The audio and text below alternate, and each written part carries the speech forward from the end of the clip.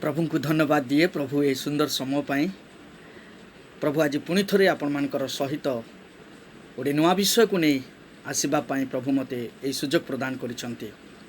प्रिय मैंने वर्तमान जिते बेले जगत रे लॉकडाउन चली आज आम विश्वासी जीवन मानक आम अनेक कार्य सहित आमर जीवन को आम गृह रही आम अतिबाहित करुचु।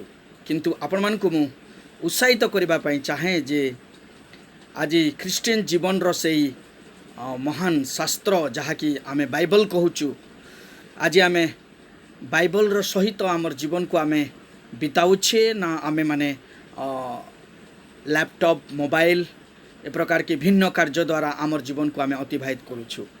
आज मु आपण मान को गोटे सुंदर वाक्य द्वारा उत्साहित करने चाहे जे गोटे विश्वासी जीवन रे गोटे प्रश्न उंकी मारे why do I read the Bible.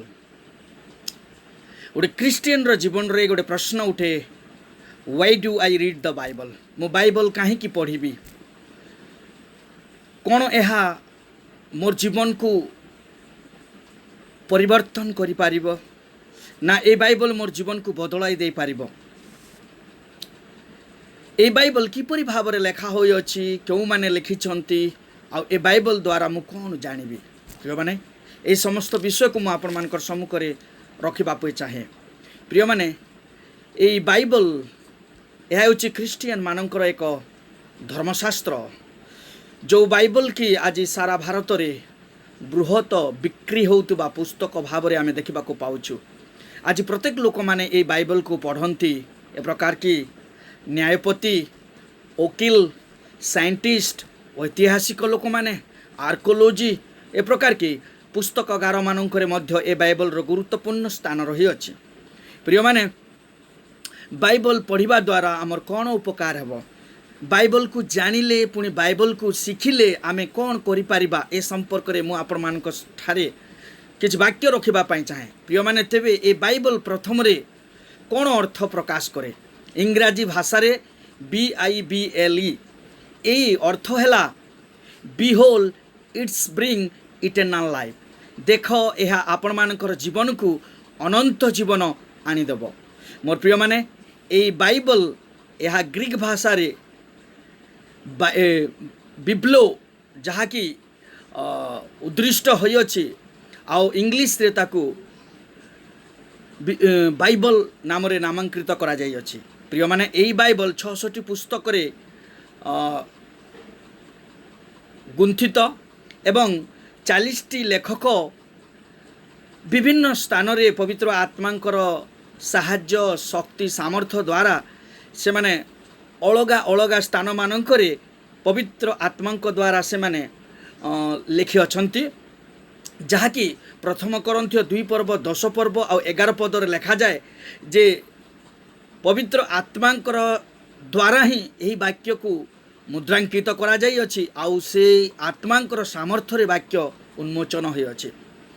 प्रिय माने एई वाक्य काहेकि मनुष्य को प्रदान करा गला तार अर्थ व्हाट इज बाइबल। बाइबल कौन the special revelation of God to man. यह एक ईश्वर ठारू प्रेमपत्र जहाँकि मनुष्य निमंते प्रकाशित होई अछि। ईश्वरंकर सही प्रकाशन निगूढ़ तत्व को वाक्य बोली कहा जाए आ यह जीवंत वाक्य अटे जहाँकि एवरी पुस्तक 4 पर्व 12 पद लिखा जाए जहन 10 पर्व 35 पद लिखा जाए यह जीवंत पुस्तक अटे।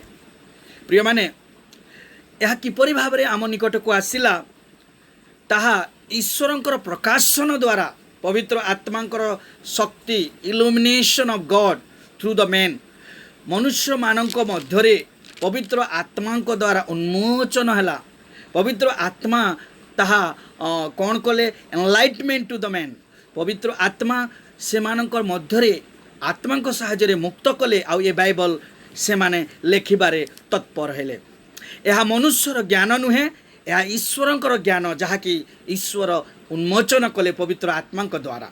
प्रिय माने बाइबल कहीं प्रदान करागला गोटे ख्रीस्टियन को बा गोटे व्यक्ति को बाइबल कहीं प्रदान करागला to make the relation between God and man मनुष्य आ प्रभु मध्य गोटे सुंदर संपर्क को स्थापन करने निमंते बाइबल प्रदान करा जाई अछि।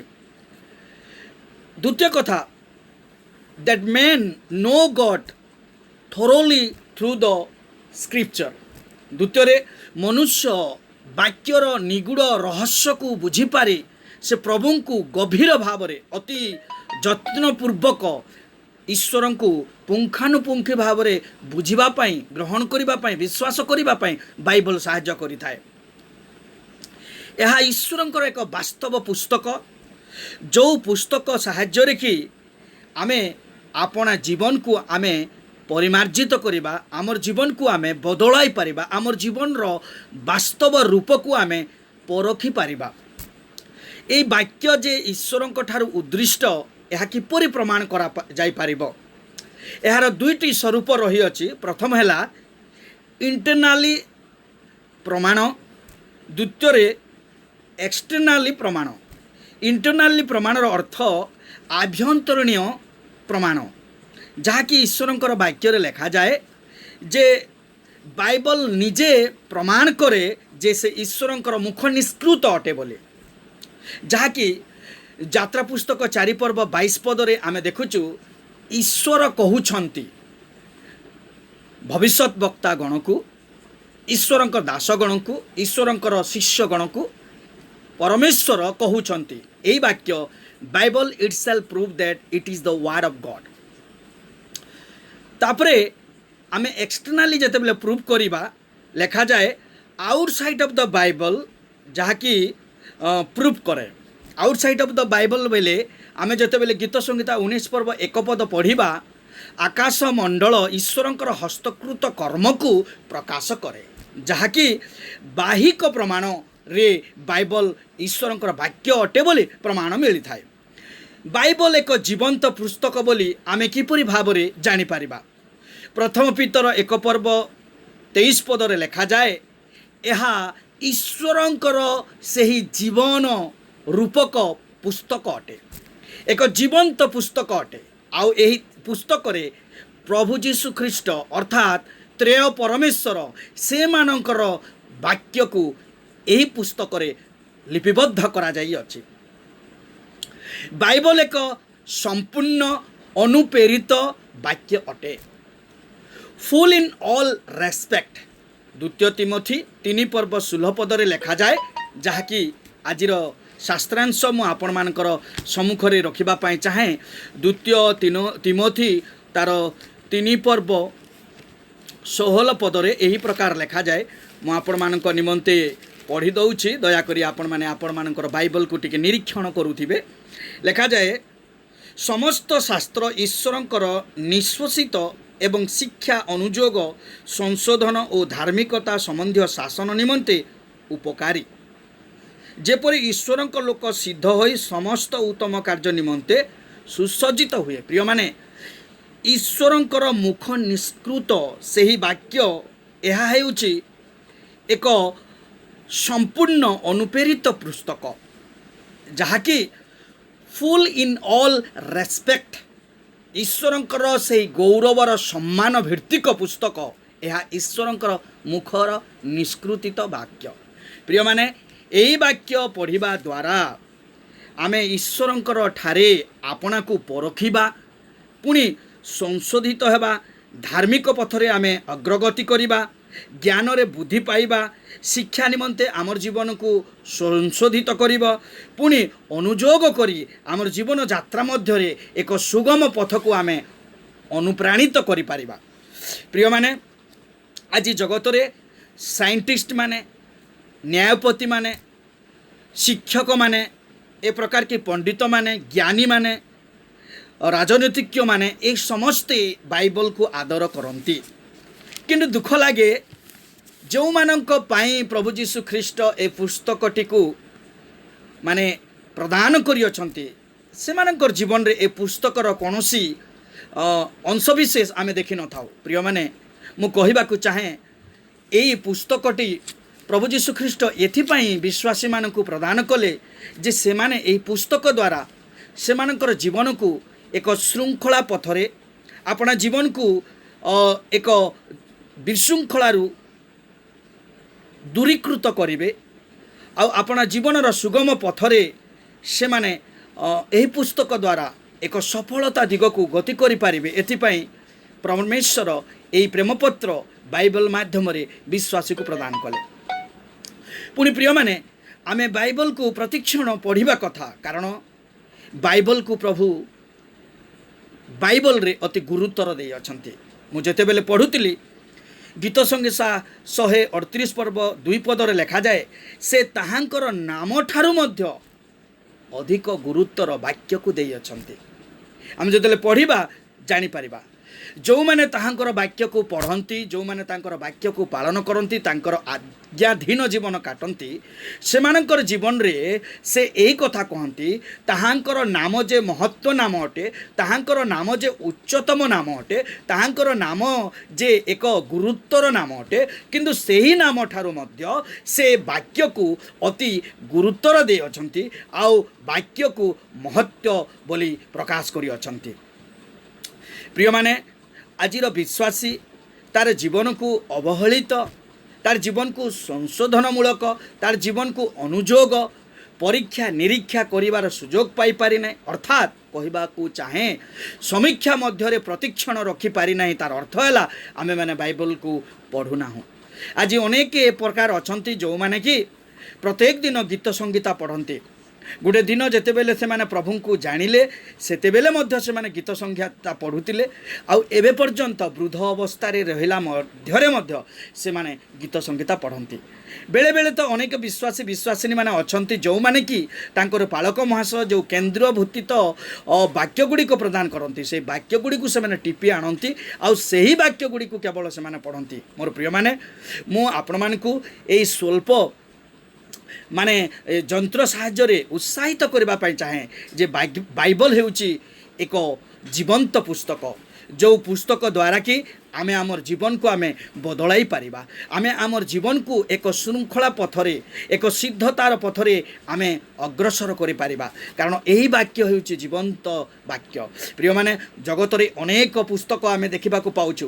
ଜଗତରେ ଅନେକ ବ୍ୟକ୍ତିବିଶେଷ ସେମାନେ ପୁସ୍ତକ ରଚନା କରିଛନ୍ତି, କିନ୍ତୁ ସେହି ପୁସ୍ତକମାନଙ୍କ ଠାରୁ ଆଜି ଅଧିକ ଗୁରୁତ୍ୱପୂର୍ଣ୍ଣ ପୁଣି ଜୀବନ୍ତ ଭାବରେ ପ୍ରମାଣିତ ହୋଇଥିବା ପୁସ୍ତକ ହେଉଛି ବାଇବଲ। ତେଣୁକରି ମୁଁ ଆପଣମାନଙ୍କୁ ଉତ୍ସାହିତ କରେ ଏହି ଭିଡ଼ିଓ ସାହାଯ୍ୟରେ ଯେ ଆପଣମାନେ ବାଇବଲକୁ ପଢ଼ିବା କେବେ ଭୁଲନ୍ତୁ ନାହିଁ, କାରଣ ବାଇବଲ ହେଉଛି ଈଶ୍ୱରଙ୍କର ସେ ନିଗୁଡ଼ ତତ୍ତ୍ୱ, ଯାହାକି ଗୋଟେ ବିଶ୍ୱାସୀର ଜୀବନରେ ପରିତ୍ରାଣ ଆଣିବ, ଶାନ୍ତି ଆଣିବ।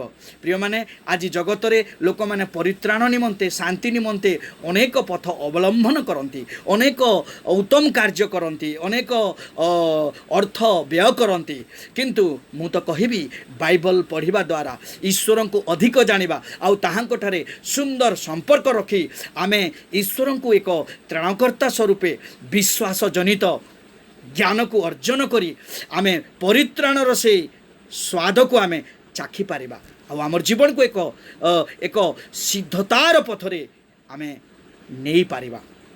ପ୍ରିୟମାନେ, ବାଇବଲରେ ଆମେ ଦେଖୁଛୁ ଯେ ତାହାଙ୍କର ନାମ ଅପେକ୍ଷା ଅଧିକ ଗୁରୁତ୍ୱର ବାଇବଲକୁ ଦିଆଯାଇଅଛି। ଈଶ୍ୱର ନିଜେ ତାହା କରିଛନ୍ତି। ହୋସିୟ ତାର 4 ପର୍ବ 6 ପଦରେ ଲେଖାଯାଏ ଯେ ଈଶ୍ୱରଙ୍କର ବାକ୍ୟ ଏକ ଜ୍ଞାନ ଅଟେ ଆଉ ଏହି ଜ୍ଞାନକୁ ଲୋକମାନେ ଆଜି ଗ୍ରହଣ ନ କରୁଥିବା ହେତୁରୁ ସେମାନଙ୍କର ଜୀବନରେ ସେମାନେ ମନ୍ଦ ପଥରେ ଥିଲେ ମଧ୍ୟ ସେମାନେ ନିଜକୁ ସମୀକ୍ଷା କରିପାରୁନାହାନ୍ତି। ବାସ୍ତବରେ ସେମାନେ ମନ୍ଦ ପଥରେ ଅଛନ୍ତି ବୋଲି ସେମାନେ ନିଜକୁ ଜାଣିପାରୁନାହାନ୍ତି, କାରଣ ସେମାନଙ୍କଠାରେ ସେ ଈଶ୍ୱରୀୟ ଜ୍ଞାନ ଆଜି ପ୍ରକାଶ ପାଇନାହିଁ। ଆଉ ସେ ଈଶ୍ୱରୀୟ ଜ୍ଞାନ କେଉଁଠାରେ ଅଛି? ଈଶ୍ୱରଙ୍କର ବାକ୍ୟରେ ଅଛି। ଏହି ବାଇବଲରେ ମୋର ପ୍ରିୟମାନେ ଈଶ୍ୱରୀୟ ଜ୍ଞାନ ଅଛି। ଆଉ ସେ ଜ୍ଞାନକୁ କିପରି ଆମେ ଅର୍ଜନ କରିବା? ଯେତେବେଳେ ଆମେ ବାଇବଲକୁ ପଢ଼ିବା। ହୋସିୟ 4 ପର୍ବ 6 ପଦରେ ତାହା ପ୍ରମାଣ କରେ।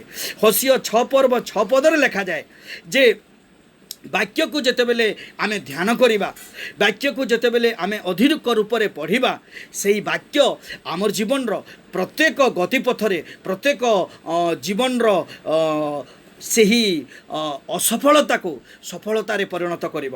ମୁଁ ଆପଣମାନଙ୍କ ପାଇଁ ହୋସିୟ ତାର 6 ପର୍ବ 6 ପଦ ପଢ଼ିଦେବା ପାଇଁ ଚାହେଁ। ଦୟାକରି ଆପଣମାନଙ୍କର ବାଇବଲକୁ ଟିକେ ନିରୀକ୍ଷଣ କରନ୍ତି। ହୋସିୟ 6 ପର୍ବ 6 ପଦରେ ଲେଖାଯାଏ, କାରଣ ବଳିଦାନ ନୁହେଁ ମାତ୍ର ଦୟା ଓ ଓ ହୋମ ଅପେକ୍ଷା ପରମେଶ୍ୱରଙ୍କର ବିଷୟକ ଜ୍ଞାନ କ'ଣ କରେ? ବାସନା କରୁ। ଆପଣମାନଙ୍କର ଜୀବନରେ ଈଶ୍ୱରଙ୍କର ବାକ୍ୟର ବାସନା ସବୁବେଳେ ରହିଥାଉ ବୋଲି ଈଶ୍ୱରଙ୍କର ବାକ୍ୟ ଆମ୍ଭମାନଙ୍କୁ ସୂଚନା ଦିଏ। ପ୍ରିୟମାନେ, ଏହି ବାକ୍ୟ ଆମର ଜୀବନକୁ କ'ଣ କରିବ? ଏକ ସ୍ୱାଗତ ଜନିତ ଜୀବନରେ ପରିଗଣିତ କରିବ। ବାଇବଲ ଦ୍ୱାରା ଈଶ୍ୱର କିଏ ଓ ସେ କିପରି ଅଟନ୍ତି ଆଉ ତାଙ୍କର କାର୍ଯ୍ୟ କ'ଣ ତାହା ଆମେ ଜାଣିପାରିବା। ମନୁଷ୍ୟର ପ୍ରାୟଶ୍ଚିତ ମାର୍ଗ ଦର୍ଶନ କରିବ। ମନୁଷ୍ୟ ସେ ତାର ପାପୀର ପାପକୁ ପରିବର୍ତ୍ତନ କରିବ, ଅନୁଭବ କରିବ, ଅନୁତାପ କରିବ। ଏହି ବାକ୍ୟ ଦ୍ୱାରା ସେ ନିଜକୁ ପରଖି ପାରିବ, ନିଜକୁ ପରିବର୍ତ୍ତନର ଏକ ଦିଗରେ ସେ ଅଗ୍ରସର କରିପାରିବ। ପ୍ରିୟମାନେ, ଏହି ବାକ୍ୟ ଦ୍ୱାରା ସେ ତାର ଧର୍ମ ଜୀବନକୁ ସେ ଉନ୍ନତ କରିପାରିବ। ଏହି ବାକ୍ୟ ଦ୍ୱାରା ତାର ଧର୍ମ ଜୀବନରେ ଆସୁଥିବା ସେ ବାଧାବିଘ୍ନ, କଷ୍ଟ, ଏହି ସବୁରୁ ସେ ନିଜକୁ ଏକ କ'ଣ କହିବା, ଏକ ଦୃଢ଼ତାର ସହିତ ସେ ନିଜର ବିଶ୍ୱାସକୁ ସ୍ଥିର କରିପାରିବ। ଏକ ଚଟ୍ଟାଣ ସଦୃଶ ଏ ବାକ୍ୟ ଦ୍ୱାରା ସେ ନିଜକୁ ମଜବୁତ କରିପାରିବ। ପ୍ରିୟମାନେ, ବାଇବଲ ଆମର ଜୀବନର ପୂର୍ଣ୍ଣ ଅର୍ଥକୁ ପ୍ରକାଶ କରେ। ତେଣୁକରି ଏ ବାଇବଲକୁ ଆମେ ପଢ଼ିବା। ଆଉ ଏ ବାଇବଲକୁ ଆମେ କିପରି ପଢ଼ିବା? ଜିହୋଶୁଆ ପୁସ୍ତକରେ ଲେଖାଯାଏ 1 ପର୍ବ 8 ପଦରେ, ଦିବାରାତ୍ର ଏ ପୁସ୍ତକକୁ ଧ୍ୟାନ କର। ଆଉ ଯେଉଁମାନେ ଦିବାରାତ୍ର ଏ ପୁସ୍ତକକୁ ଧ୍ୟାନ କରନ୍ତି ସେମାନଙ୍କର ଜୀବନରେ ଏକ ସଫଳତାର ପରିଚୟ ସେମାନେ ପାଇଥାନ୍ତି। ପ୍ରିୟମାନେ, ଗୀତ ସଂହିତା 1 ପର୍ବ 1 ପଦରେ ଲେଖାଯାଏ, ଯେଉଁ ବ୍ୟକ୍ତି ଏ ବାକ୍ୟକୁ ଧ୍ୟାନ କରେ ଆଉ ଏ ବାକ୍ୟର ଆଜ୍ଞା ସବୁ ପାଳନ କରେ, ଏ ବାକ୍ୟ ଅନୁଯାୟୀ ଜୀବନ କାଟେ, ତାର ସମସ୍ତ କାର୍ଯ୍ୟରେ ସେ ସଫଳତା ଦେଖିପାରିବ। ପ୍ରିୟମାନେ, এই ବାକ୍ୟ ଗୋଟେ ପାପୀର ଜୀବନର ସେ କଠିନତାକୁ, ସେଇ ପାଷାଣତାକୁ, ସେଇ ପାପକୁ ଅଗ୍ନି ସଦୃଶ ଜଳାଇ ଦେଇପାରେ। କାରଣ ଈଶ୍ୱରଙ୍କର ବାକ୍ୟରେ ଲେଖାଯାଏ, ଜିରିମିୟ ତାର ଯେତେବେଳେ ଆମେ 23 ପର୍ବ 29 ପଦ ପଢ଼ିବା, ସେ ଜାଗାରେ ଲେଖାଯାଏ, এই ବାକ୍ୟ ଗୋଟେ ହାତୁଡ଼ି ଅଟେ, ଗୋଟେ ଅଗ୍ନି ସଦୃଶ ଅଟେ, ଯାହାକି ଗୋଟେ ପାଷାଣ ହୃଦୟକୁ ତରଳାଇ ଦେଇପାରିବ। ଗୋଟେ ହୃଦୟରେ ପାପରେ ପୂର୍ଣ୍ଣ ଅସଜଡ଼ା ସେଇ ପାପ ସବୁକୁ ସେ ଜଳାଇ ଦେଇପାରିବ আর ଜୀବନରେ ଗୋଟେ ନୂତନତ୍ୱକୁ ପ୍ରକାଶ କରିବ। ପ୍ରିୟମାନେ, এই ବାକ୍ୟ ଜୀବନ୍ତ ଅଟେ। ଏବ୍ରି 4 ପର୍ବ 12 ପଦରେ ଲେଖାଯାଏ, ଏ ବାକ୍ୟ ଏକ ଜୀବନ୍ତ ଅଟେ, ଗୋଟେ ବ୍ୟକ୍ତିର ଜୀବନକୁ ପରିବର୍ତ୍ତନ କରିବାରେ ସାହାଯ୍ୟ କରିଥାଏ। ପ୍ରିୟମାନେ, ତେବେ ଯଦି ଆମେ ଏ ବାକ୍ୟକୁ ପଢ଼ିବା, ଏ ବାକ୍ୟକୁ ଆମେ ଜାଣିବା, ଏ ବାକ୍ୟକୁ ଯେତେବେଳେ ଆମର ଜୀବନରେ ଆମେ ସ୍ଥାନ ଦେବା, ଏ ବାକ୍ୟକୁ ଯେତେବେଳେ ଆମେ ପାଳନ କରିବା, ଆମର ଜୀବନରେ ଆମେ 3ଟି ଆଶୀର୍ବାଦର ଅଂଶୀ ହେବା। ଆଜି ମୁଁ ଆପଣମାନଙ୍କୁ ସେଇ 3ଟି ଆଶୀର୍ବାଦ ସମ୍ପର୍କରେ ମୁଁ କହିବାକୁ ଚାହେଁ। ପ୍ରଥମରେ, ଯେତେବେଳେ ଆମେ ବାଇବଲକୁ ପଢ଼ିବା, ସେତେବେଳେ ଆମର ଜୀବନରେ ଆମେ ଏକ ସଫଳତାକୁ ଦେଖିବା, ଯାହାକି ଜିହୋଶୁଆ 1 ପର୍ବ ତାର 7 ଆଉ 8 ପଦ ମୁଁ ଆପଣମାନଙ୍କର ସମ୍ମୁଖରେ ପଢ଼ିବା ପାଇଁ ଚାହେଁ। ଜିହୋଶୁଆ 1 ପର୍ବ 7 8 ପଦ ମୁଁ ଆଜି ପଢ଼ିବି। ଆପଣମାନେ ଆପଣମାନଙ୍କର ବାଇବଲକୁ ଟିକେ ଧ୍ୟାନ କରନ୍ତୁ। ବାଇବଲରେ ଲେଖାଯାଏ, ଜିହୋଶୁଆ 1 ପର୍ବ ତାର 7 ଆଉ 8 ପଦରେ ଲେଖାଯାଏ, ମାତ୍ର ଆମ୍ଭର ସେବକ ମୋଶା ତୁମକୁ ଯେ ସମସ୍ତ ବ୍ୟବସ୍ଥା ଆଦେଶ କରିଅଛି ସେସବୁ ତୁମେ ମାନିବାକୁ ଓ କରିବାକୁ ବଳବାନ ଓ ଅତିଶ ସାହସିକ ହୁଅ। ତହିଁର ଦକ୍ଷିଣକୁ କି ବାମକୁ ଫେର ନାହିଁ। ତହିଁରେ ତୁମ୍ଭେ କୌଣସି ସ୍ଥାନକୁ ଯିବ, ସେଠାରେ କୁଶଳ ପ୍ରାପ୍ତ ହେବ। ଏହି ବ୍ୟବସ୍ଥା ପୁସ୍ତକ ତୁମ ମୁଖରୁ ବିଚଳିତ ନ ହେଉ, ମାତ୍ର ତୁମେ ତହିଁର ଲେଖା ଅନୁସାରେ ମାନିବାକୁ ଓ କରିବାକୁ ଦିବାରାତ୍ର ତାହା ଧ୍ୟାନ କର। ତାହା କଲେ ତୁମେ ଆପଣା ପଥ ସଫଳ କରିବ ଓ ତୁମେ କୁଶଳ ପ୍ରାପ୍ତ ହେବ। ପ୍ରିୟମାନେ, এই ବାକ୍ୟ ଯେତେବେଳେ ଆମେ ପଢ଼ିବା, এই ବାକ୍ୟ ଯେତେବେଳେ ଆମେ ପାଳନ କରିବା, এই ବାକ୍ୟକୁ ଯେତେବେଳେ ଆମେ ଆରୋହଣ କରିବା, ଭୋଜନ କରିବା, ଜିରିମିୟ ଯେ ପ୍ରକାର ଭୋଜନ କଲେ, ପ୍ରିୟମାନେ, ଆମର ଜୀବନରେ ଆମେ ସଫଳ ପାଇବା ଆଉ ଆମର ଜୀବନରେ ଆମେ କୁଶଳ ପ୍ରାପ୍ତି ହେବା।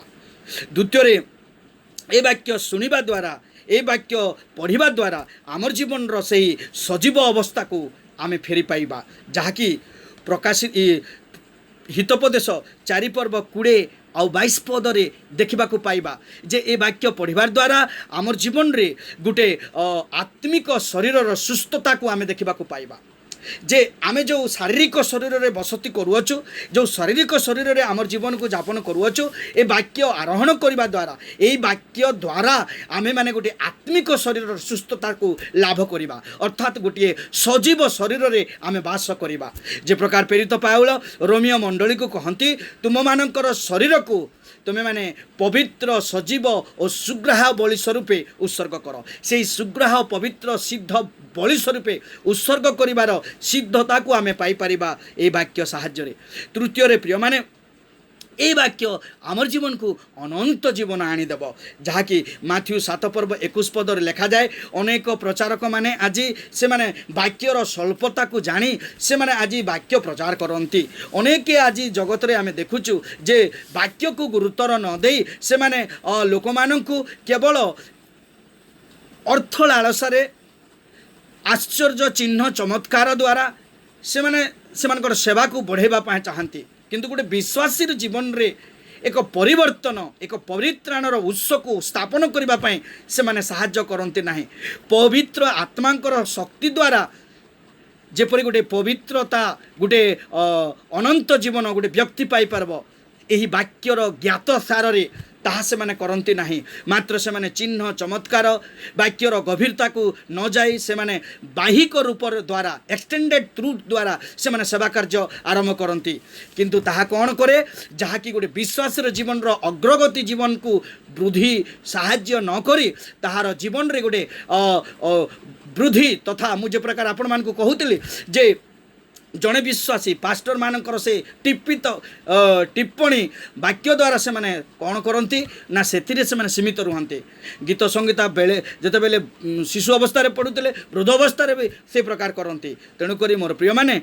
आज से जीवन रे अनंत जीवन उत्स को से माने आसी पारि नाहंती तेणुक आम ईश्वर वाक्य देखुचु जे जदि जड़े व्यक्ति सारा जगत अधिकार करिबो आउ जदि शेष में तार आत्मा को से हजेदेव ईश्वरंकर निगूढ़ वाक्य को न बुझी न ग्रहण करी न पाई से परित्राणर स्वाद को से जदि निजर जीवन को हरेदेव ताहले किछि लाभ नाही तेणुक मोर प्रिय माने आज ईश्वरंकर वाक्य आम को उत्साहित करे आज मु आपण मानकु ए स्वल्प वीडियो माध्यम रे उत्साहित करबा पई चाहे जे आमे ईश्वरंकर वाक्य को पढ़िबा आमे ईश्वरंकर से ज्ञान को आरोहण करिबा कारण ताहांकर नाम अपेक्षा से वाक्य को महत्व करी अछंती प्रिय माने आसु ताहांकर वाक्यर गभीर को जानिबा एई दिन मानक आमे जते बेले घरे अछु वाक्य को पढ़िबा वाक्य को बुझिबा वाक्य को जानिबा और प्रत्येक समय ए वाक्य को आमे ध्यान करिबा जेपरि कि मु आपण मान को कहली दिवारात्र वाक्य को ध्यान कर कारण एई वाक्य आम मानकर जीवन को परिवर्तन कराइब ए वाक्य आम मान को प्रभुंक सहित गोटे नूतन संपर्क कराइब ए वाक्य आम मान को प्रभुंकर गभीर जीवन को आमर जीवन सहित संश्लिष्ट करबा पई साहाय्य करिब प्रिय माने जेहेतु ईश्वरंकर वाक्य रे ए प्रकार आम मान को आज शिखिबा को मिलुची जे वाक्य पढ़िबा द्वारा आमे सफलतार पाहुचरे चढ़ी पारिबा वाक्य पढ़िबा द्वारा आमर जीवन से सजीव सुस्थता को आमे लाभ करिबा वाक्य पढ़िबा द्वारा अनंत जीवन को आमे पाई पारिबा तेणुक जणे जणे संगीतज्ञ यही प्रकार कहती तुम्भ व्यवस्था रे आमोद जहार से अति प्रिय तू